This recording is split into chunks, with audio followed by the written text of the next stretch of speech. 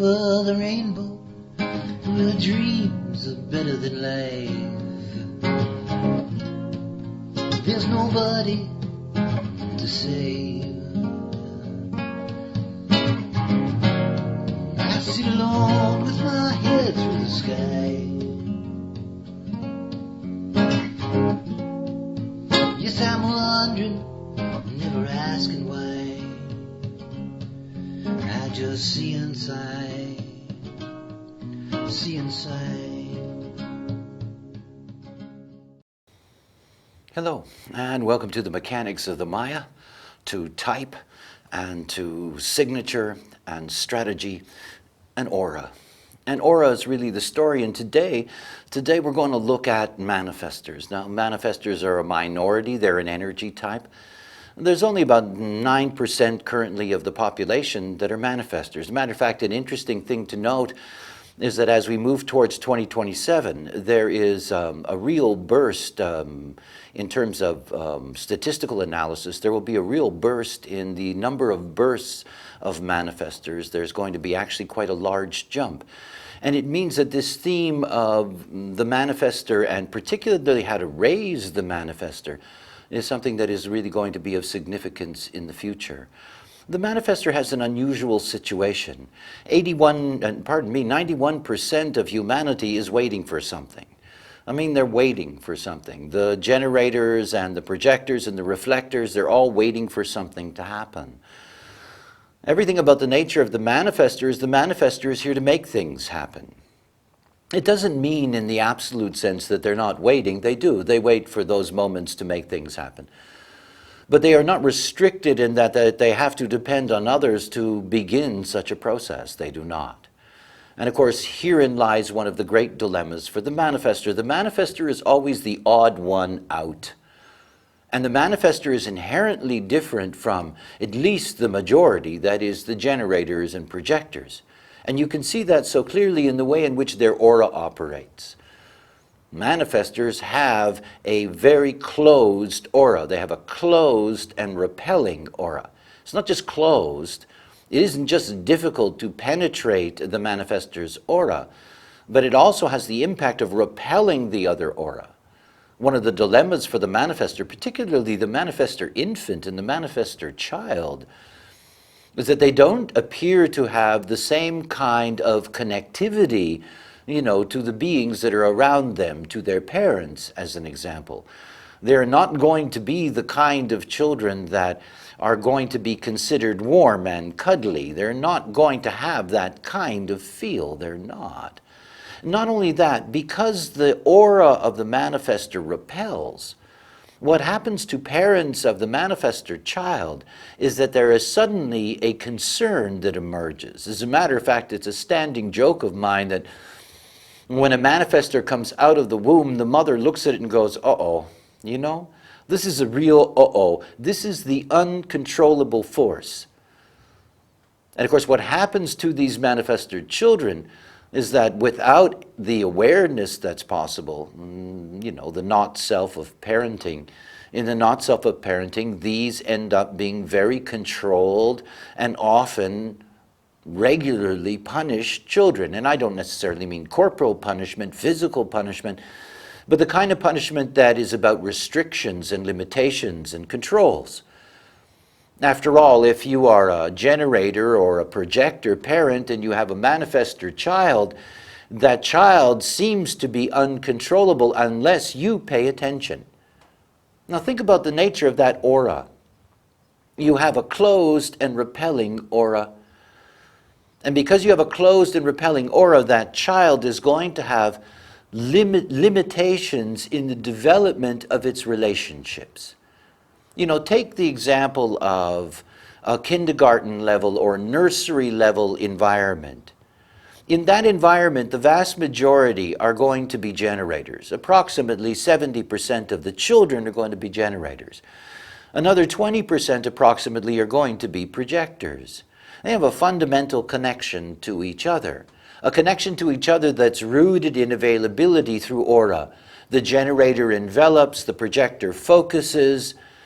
They are able to connect to each other in different ways. But there is an aura in the room that doesn't allow that kind of easy connection. It doesn't. Children do not understand why. They will simply react to that. Their reaction to that is, a concern that grows. That child stands the chance of being alienated because they don't have the same kind of openness. The reality is that for those kinds of situations, the manifestor child only succeeds by putting themselves forward. In essence, being able to challenge the limitations that are there for the others.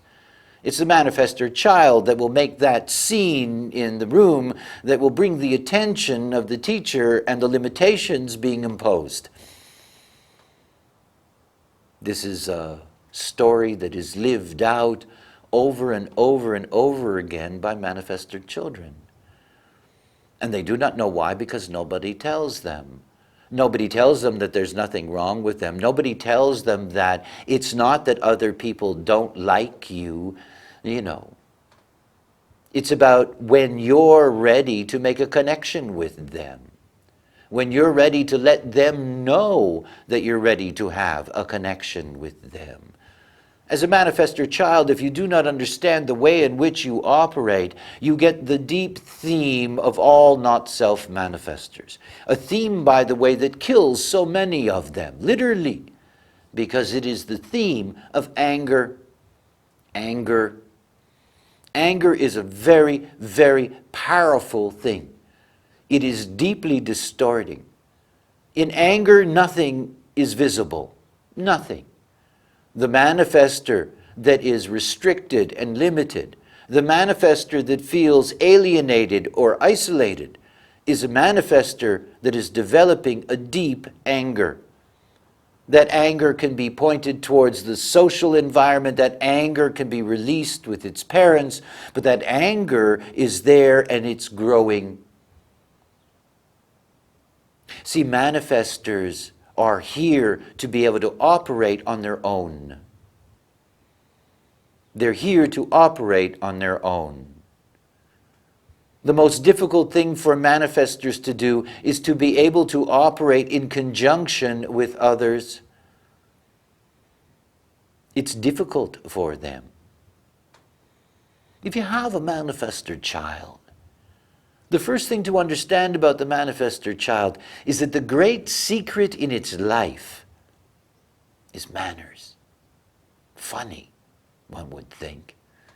Manners, etiquette, correctness in the formal sense of that word. You see, everything about the nature of being a manifestor is that there is no true strategy. There isn't. It's not like being a generator or a projector or a reflector at all. It isn't. For the manifestor to be able to survive, they need techniques. And when I say to be able to survive, I mean that in all kinds of ways. Manifestors meet enormous resistance. Enormous resistance, are subject to deep suspicion. Think about the child. The child has the ability, when it wakes up in the morning, not to wait for anything. It can get up, it can dress itself, and it can go out the door and find something to do. Now that all seems all right. But you see, if your 7-year-old child gets up in the morning, gets dressed, leaves the house, disappears, and goes out to find something to do, you're going to freak out. You're going to put that limitation, you're going to put that restriction on that child. I know, I'm a manifestor. I did that when I was a child.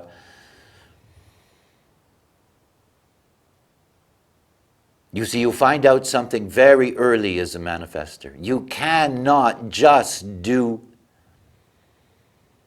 There are forces that have power over you, and you cannot just do. You know, the generator waits to be asked. The manifestor has to ask. And what it asks for as a child, in the house of its parents, and I say that specifically, is it asks for permission. Now, sometimes it is very, very difficult for that manifestor to ask permission for something that it can do, easily can do, would like to do, is ready to do, and yet it cannot just do it. And it's only when that manifestor can ask for permission, and most times, if what they want to do is reasonable, most times the answer is yes. Now think about what happens in this situation. The aura of the manifestor is intimidating because it doesn't allow for penetration. It is a natural thing to be suspicious, in a sense, of that. What happens when the manifestor child goes to the generator mother and says, I'd like to go out and play with Johnny, Jane, or whatever, and I'd like to do that now. Is that okay? That's the moment that the generator mother goes, good manifestor. This is a good manifestor. Ask for permission. You see, for the manifestor child, this is the only key. It allows them to see something very important about the nature of their power, that nobody will get in the way of the release of their power if they're given permission to use it. It's kind of cute, no? The manifestor child can find its power that way, does not feel restricted. But it is something that it has to be taught from a very early age. Because without that, without those manners, and it's not just about asking the mother or father permission to do this or that, it's about the way in which they interact in the outside world, the way they interact in their classroom, the way they interact socially. Because you see, the only thing that saves a manifestor from resistance is communicating. It's communicating. And it doesn't have to be profound, articulated communication. It can just be letting the other know. The adult manifestor. Only manifestors have two variations of what is in essence their strategy. The manifestor child within the house of its parents, always needing to ask permission. The manifestor adult outside of the environment of its parents, it becomes informing. Informing. One of the difficult things about manifestors is that they're not interested in themselves. It isn't a big thing for them. They're not generators. But one of the most important things for a manifestor to understand is impact. Impact. Think about the manifestor sitting with its partner and they're watching television. And the manifestor suddenly realizes that they forgot something, they need something, whatever it is, doesn't matter what it is. And in the middle of sitting there with their partner and watching something, the manifestor jumps up, disappears, goes out the door, closes it, and is gone. Doesn't say a word. Now think about that situation. The not-self manifestor never pays attention to impact. It's the thing that ends up punishing them. They don't pay attention to impact. They don't even think about the fact that in jumping up like that and whizzing out the door, that the person that was sitting beside them is going to wonder, what the hell's going on? Not only are they going to wonder what the hell is going on, they're going to begin to go through all the ramifications of that. All of them. And oh boy, is that ever going to lead to problems? And then that person may have just forgotten the keys to something, or needed to buy some gum or cigarettes or whatever. They come back into the place 10 minutes later, all hell breaks loose. Where were you? Where did you go? Why couldn't you tell me? Not only that, when you tell them, they don't believe you. Why didn't you tell me? You went out for that? You could have said that. You could have told me. It goes on and on and on. Don't ever do that again, I mean, so many relationships in which manifestors are part of the relationship, so many problems that arise because the manifestor doesn't say anything. They pay no attention whatsoever to the potential of their impact in any action that they take, and then they get the rewards, and they're not nice. And you would think that it would be simple, wouldn't you? I mean, think about a manifestor standing on a street corner and they get a heart attack and they fall down. And they're lying in the street. And some good soul, whoever they may be, wanders over and bends over and, makes some kind of attempt to communicate, to look after that person on the ground. And the manifestor looks at them and says, "Leave me alone." This is at the core of the manifestor. And it is one of the things to grasp about what happens to a manifestor that is alone and angry. They never get to experience the deep beauties that are here in our relationships with the other, the potential of love and family and so forth. It's so easy for all of that to get lost behind this, this texture rooted in anger. And it goes back to understanding one's power. In the seven-centered life, the manifestor was king. Well, that's not the case anymore. The manifestor is not part of where we're going. And the hierarchy is different. For the manifestor now, it's a personal experience. It's about finding your way personally in this process. To begin to find your signature, a signature that is truly beautiful. It is the signature of peace. Oh, generators can have their satisfaction, and projectors can have their success, and reflectors can have their surprises. But the reward for the manifestor is truly beautiful. It's peace. Peace. To be able to live within oneself, within the closed and repelling shell, and to be able to live within that in peace. To be able to deal with this process of being on this plane. And that peacefulness arises out of informing, because informing clears the path. It moves things out of the way. It moves mountains, in fact. And it is the only freedom that can be available to the manifestor. There is no other. Most not-self manifestors fundamentally operate in secret. They don't really let anybody know what's going on. They don't know how anyway. And they don't know who to trust because they've had a lifetime of those forces that have tried to control them. And they just ride on this anger, and slowly but surely it eats away at them. It does. It's something really simple to inform. And informing doesn't mean for an adult that you are asking permission. It doesn't. It's very different.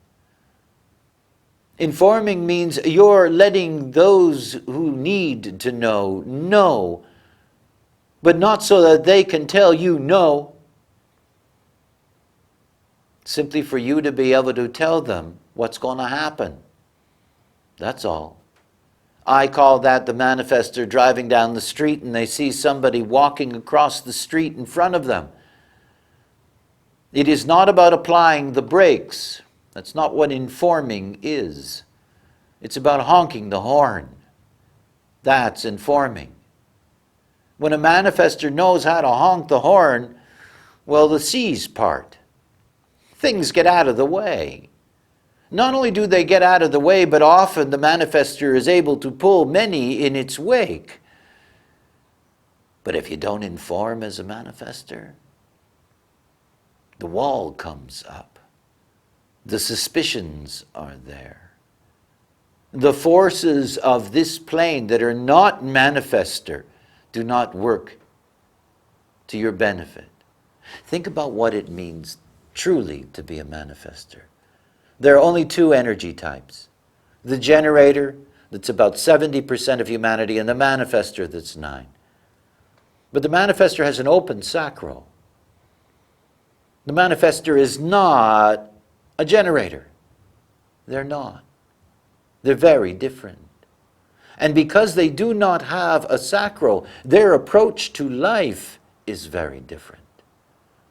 One of the most important things to be a healthy Manifestor is to know how to take care of your sleeping process.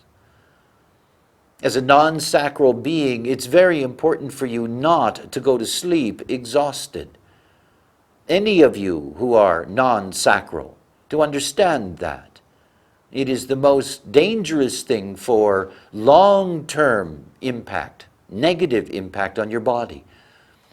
As a Manifestor, get into a reclining horizontal position long before you're actually going to go to sleep. In other words, ease yourself into sleeping. Rest yourself into sleep, as it were. Not being a sacral being means there's no regenerative capacity. It means literally that by relaxing and reclining, that slowly before you go into sleep, and your aura, in fact, and the dynamics of it change, that you get to release all of this energy that you have captured in your sacral. You know, one of the most important recommendations to anyone who has their first encounter with human design in terms of a reading is the recommendation that they sleep in their own aura. For any non-sacral being, this is something that's very, very, very important. You know, if you have an open sacral center, you need to clean it out when you sleep. You know, this is something that needs to be processed out of your system because it is not you. And you cannot do that if you have somebody else beside you in your aura while you're sleeping. And by the way, you know, this has nothing to do with love, with sex, with intimacy, with any of those things. We're talking about two unconscious beings here. But in terms of your body, your consciousness, the way in which your aura functions, to be in your own aura is something that is enormously important for your long-term well-being. And as a Manifestor, that is something that is extremely important. In the end, it always comes down to the same thing in human design. There are too many things to think about. You know, all of the various activations and the thises and the that's. But as a Manifestor, you have to see that it's very clear that you have a responsibility for your own life that you can deal with. It's a responsibility to make sure that you don't act alone. And what I mean by that is that you do not act in secret and you do not act in isolation. It doesn't mean you have to tell the whole world. You know, you don't have to open up a Facebook page and inform everybody about everything that you're going to do. It isn't about that. But it's about understanding that those steps that you take every day in your life that are going to have consequences, that as you begin as a Manifestor to pay attention to impact, you begin to realize that the various things you do impact far more human beings than you thought. That you begin to understand the power and the consequences of your actions. That you begin to form associations based on trust. It's not that the others, you know, the other types cannot trust a Manifestor. But it's up to the Manifestor. Not to the generator or the projector or the reflector. It's up to the Manifestor. And the only way that the Manifestor earns that trust is by taking them in and letting them know what's going on. In that way, just like the mother that pats the child on the head and says, "Good Manifestor," within the adult context, it is simply, this is somebody, at least now, that I have a sense I can trust. They're letting me know. And this whole conflict that is there oracally can become something that you transcend. But again, it's about informing. You can always see that in terms of the nature of love and the manifestor. You know, the manifestor is not waiting like a generator for somebody. I mean, that's not the way that it works, generator, projector, reflector. The manifestor has to go do it. It's the manifestor that's got to go up to somebody else and inform them. You think about what that takes. And you think about the not-self manifestors, you know, who end up with somebody that wants them. And it really will never work. You see, until a manifestor learns how to inform, until a manifestor learns how to tell somebody that they have something to tell them, they never get all the things that they can get, that they can have, that they can enjoy. It's very simple. It's deeply simple. But it also means that you have to be ready to do that. Manifestors don't easily come to this knowledge as adults. They're too angry, and in anger you do not see.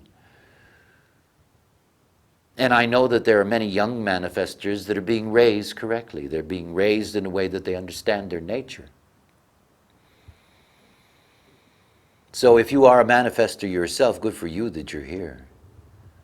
And if you're not a manifestor, pay attention to those manifestors in your life and try to give them the insight that they need in order to be able to transform their process, in order to be able to free them from the constraints of anger, in order to free them from living in a generator world, pretending that, you know, they're part of the generative process when they're not. Saving them from the alienation and isolation and the misunderstandings about their own nature and their connection to others. Saving them from missing the possibilities of love and communion with the other. You see, for a manifestor, it's so simple. You inform, everything is transformed, just like that. And after all, you can't wait for somebody to ask you to do it. You either do it, or you'll never do it. Anyway, thank you for watching. Till next time, bye for now. I can do nothing but wait. I sit alone with my head through the sky. Yes, I'm wondering and never asking why. I just see inside, see inside.